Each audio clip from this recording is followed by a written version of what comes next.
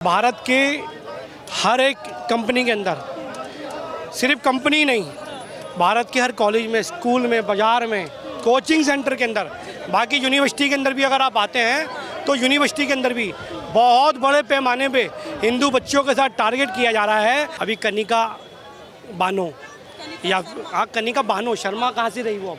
भाई आप बहन, आपकी जब शादी होगी, आपके परिवार का जो सरनेम होगा अभी तक है, अगर आप विवाहित हो जाओगी तो आपका सरनेम वो नहीं लगेगा, नहीं लगेगा ना। तो फिर वो कनिका शर्मा कहाँ से हुई? अब कनिका शर्मा नहीं है, अब तो कनिका बानो है।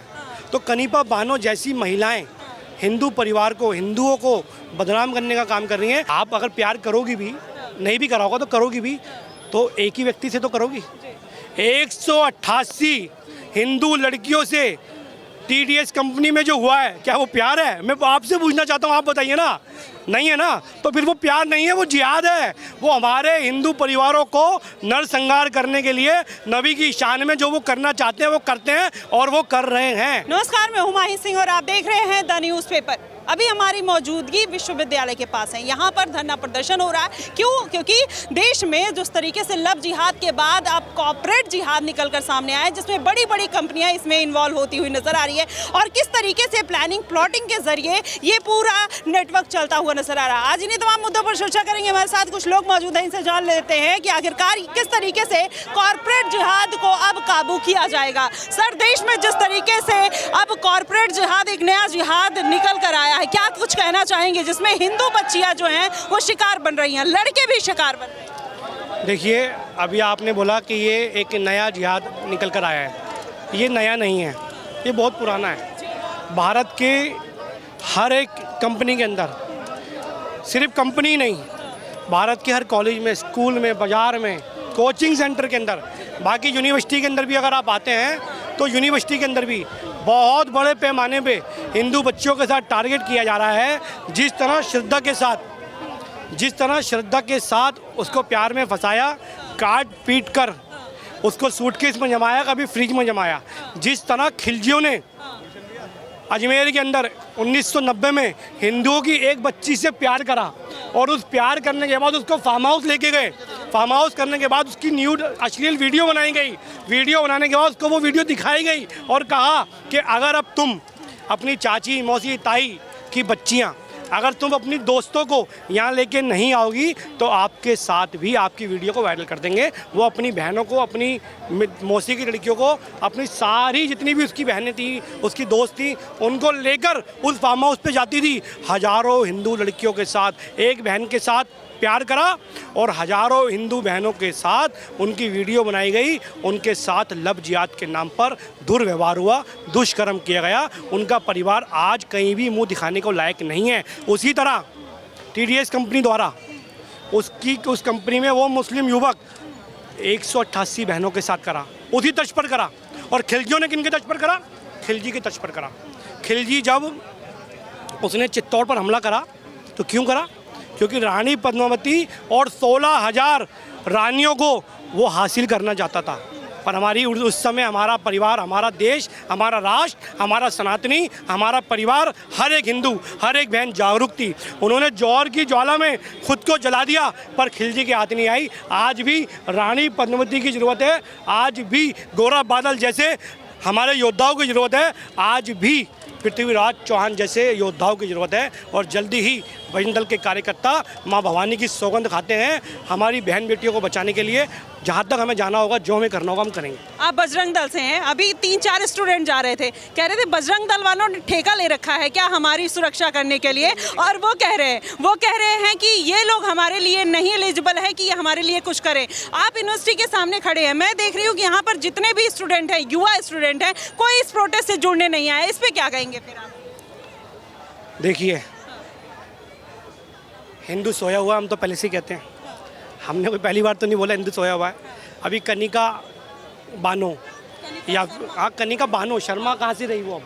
भाई आप बहन, आपकी जब शादी होगी, आपके परिवार का जो सरनेम होगा अभी तक है, अगर आप विवाहित हो जाओगी तो आपका सरनेम वो नहीं लगेगा, नहीं लगेगा ना। तो फिर वो कनिका शर्मा कहाँ से हुई? अब कनिका शर्मा नहीं है, अब तो कनिका बानो है। तो कनिका बानो जैसी महिलाएं हिंदू परिवार को, हिंदुओं को बदनाम करने का काम कर रही हैं। और हमारे हिंदू भाई भी ऐसी वीडियोस को लाइक करते हैं, हमारे हिंदू परिवार भी ऐसी वीडियोस को बढ़ावा देने का काम करते हैं। तो हिंदू इस प्रकार सोया हुआ है। बजरंग दल के कार्यकर्ताओं ने जितने भी बोला हो ठेका लिया है, हमने ठेका लिया हुआ है। हम आखिरी सांस तक जब तक हम हैं, देश का बल बजरंग दल, हिंदुओं का बल बजरंग दल के चीते अपने दम पर जीते हैं। तो अपने दम पर ही हम सोए हुए हिंदू समाज को जगाने का काम करेंगे।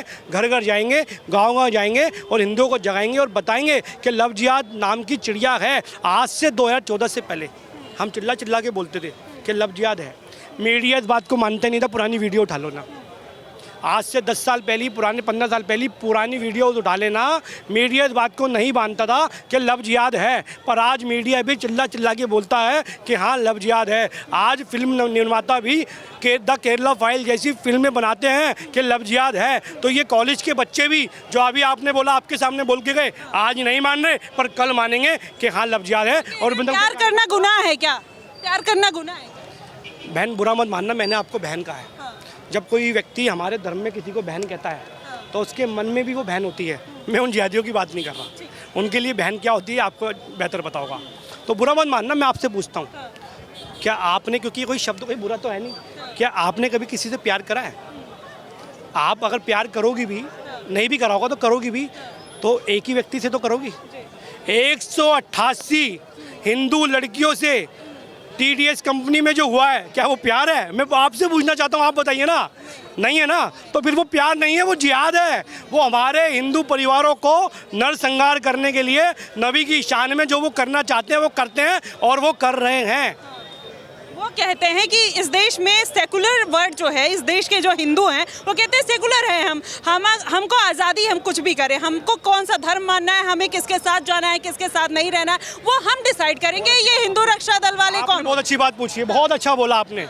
जिस तरह उनको आज़ादी है, इस तरह सलीम भाई को भी तो आज़ादी थी ना।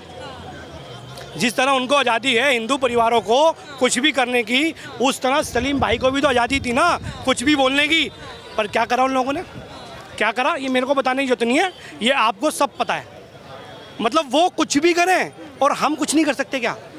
वो हमारे समाज पे, हमारे धर्म पर घात लगाने का काम कर रहे हैं, षड्यंत्र करने का काम करते हैं। क्या आपने कभी सुना है कि किसी एक हिंदू बच्चे ने 188 मुस्लिम लड़कियों के साथ दुष्कर्म किया हो? 188 मुस्लिम लड़कियों के साथ कभी सुना है?